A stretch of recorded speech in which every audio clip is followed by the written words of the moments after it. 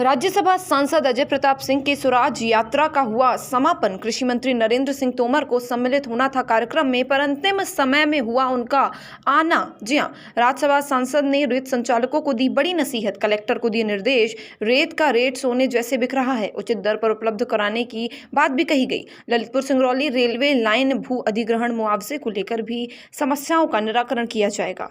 बता दें, राज्यसभा सांसद अजय प्रताप सिंह के नेतृत्व में जिले में निकाली गई लोक स्वराज यात्रा का रविवार को उत्कृष्ट विद्यालय सीधी के मैदान में समापन किया गया।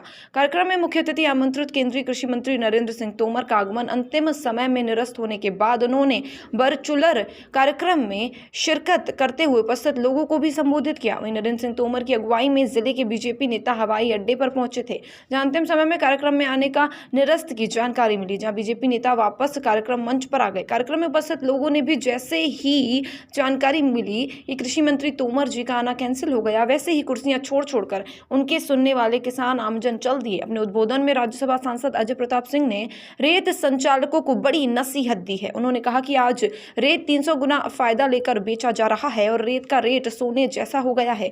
रेत किलो का रेट जा रहा है, ये मेरे बर्दाश्त से बाहर है। गरीब जनता, आम जनमानस घर मकान बनाने के लिए सोने का रेट रेता लेने के लिए मजबूर है। जिले के कलेक्टर एवं संबंधित विभाग को निर्देशित किया गया कि 1 से 11 तारीख के अंदर रेत संचालकों को बुलाकर बैठाकर उचित रेट सुनिश्चित करें, नहीं तो 11 तारीख के बाद हम खुद कलेक्ट्रेट के सामने उपवास धरने पर बैठेंगे।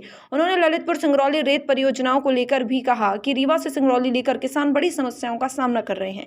किसी को मुआवजे की समस्या, किसी को नौकरी की समस्या, तरह तरह की यहाँ पर समस्याएं हैं, जिन्हें हम नवंबर दिसंबर में रेल पंचायत कर रेलवे से संबंधित सभी प्रकार की परेशानियों को दूर करने का प्रयास करेंगे। कार्यक्रम में प्रमुख रूप से उपस्थित रहे सांसद रीति पाठक, विधायक केदार शुक्ला, आज बीजेपी नेता कार्यकर्ता ग्रामीण जन। सीधी से संवाददाता राजकुमार जायसवाल की ये खास रिपोर्ट। हटना चाहिए।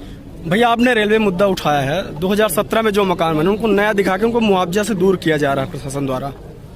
जो 5-6 साल वर्ष पुराने बने थे मकान, मैंने जो इशू उठाया रेलवे का जी, तो रेलवे के अनेक ऐसे इशू हैं जिनको एड्रेस किया जाना है, और जो मेरी यात्रा के दौरान विषय आए हैं, खासतौर पे उनके मुआवजा के संदर्भ में है, उनकी नौकरी के संदर्भ में है, और कईयों का मुआवजा तैयार हो गया उसके वितरण के संदर्भ में है। कुछ लोगों के खसरा नंबर छूट गया है, अंश भाग लिया गया है, तो इस तरीके की विसंगतियां हैं। उसमें राजस्व विभाग और रेलवे विभाग प्रमुख रूप से इन्वॉल्व है। आप नए एंगल से एक बात कह रहे हैं, अगर ये बात मेरे सामने है उसको भी हम एड्रेस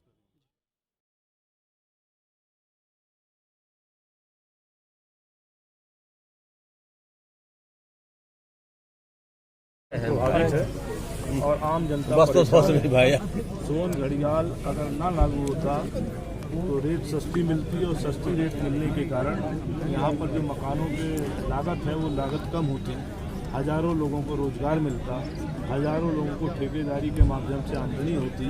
और अभी भी कथाकथित चोरी छुपे जो रेत उत्खनन हो रहा है, जिसके कारण उन सबको चोर करार दिया जाता है, उन पर कानूनी कार्रवाई होती है, अनावश्यक आपराधिक मुकदमे लादे जाते हैं, ये अपराध की वृद्धि दिखाई देती है। इस सबसे बचत होती और समाज में भी एक अलग तरीके से परिवेश निर्मित होता, क्योंकि अभी चाहे किसी भी आरोप में कोई अपराधी घोषित हो जाए तो सब उसको अपराधी की नज़र से देखते हैं, जबकि मैं व्यक्तिगत रूप से मानता हूँ कि उन अपराध नहीं है, क्योंकि सोन हमारी है, रेत हमारी है, हमारे बाबा पुरखे उसके किनारे जले हैं, गड़े हैं, उनकी राख से बनी हुई रेत है, तो हम चोर हो गए और बाकी दुनिया साहूकार हो गई।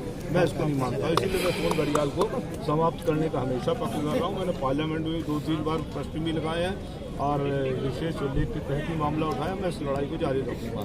अभी एनजीटी में मामला लंबित है, क्योंकि ये बताया गया कि एनजीटी ने इस मामले में हस्तक्षेप किया और सोन घड़ियाल के विकास के लिए और सारी योजनाएं मेरे प्रश्न के बाद उसने यहाँ पर लोगों को कहा है। लेकिन ये सब बेमानी है, क्योंकि एनजीटी की आंखें नहीं है, वो कान से सुनती है, और एक बार एनजीटी के अधिकारी अगर यहाँ पर प्रत्यक्ष रूप से देखेंगे तब अच्छी तरीके से सोन घड़ियाल की समस्या को समझ पाएंगे। तो मैं एनजीटी को भी पत्र लिखूंगा, आग्रह करूंगा, आवश्यकता पड़ेगी तो न्यायालय तक जाकर इस विषय को लड़ेंगे। लेकिन सोन घड़ियाल के बारे में प्रत्यक्ष राय है कि ये सीधी सिंगरौली के लिए बोझ है, इसको हटना चाहिए। भैया, आपने रेलवे मुद्दा उठाया है। 2017 में जो मकान बने उनको नया दिखा के उनको मुआवजा से दूर किया जा रहा है प्रशासन द्वारा। जो 5-6 साल वर्ष पुराने बने थे मकान, मैंने जो इशू उठाया रेलवे का जी, रेलवे के अनेक ऐसे इशू हैं जिनको एड्रेस किया जाना है, और जो मेरी यात्रा के दौरान विषय आए हैं खासतौर पे उनके मुआवजा के संदर्भ में है, उनकी नौकरी के संदर्भ में है, और कईयों का मुआवजा तैयार हो गया उसके वितरण के संदर्भ में है, कुछ लोगों के खसरा नंबर छूट गया है, अंश भाग लिया गया है, तो इस तरीके की विसंगतियां हैं। उसमें राजस्व विभाग और रेलवे विभाग प्रमुख रूप से इन्वॉल्व है। आप नए एंगल से एक बात कह रहे हैं, अगर ये बात मेरे सामने आए इसको भी हम एड्रेस करेंगे।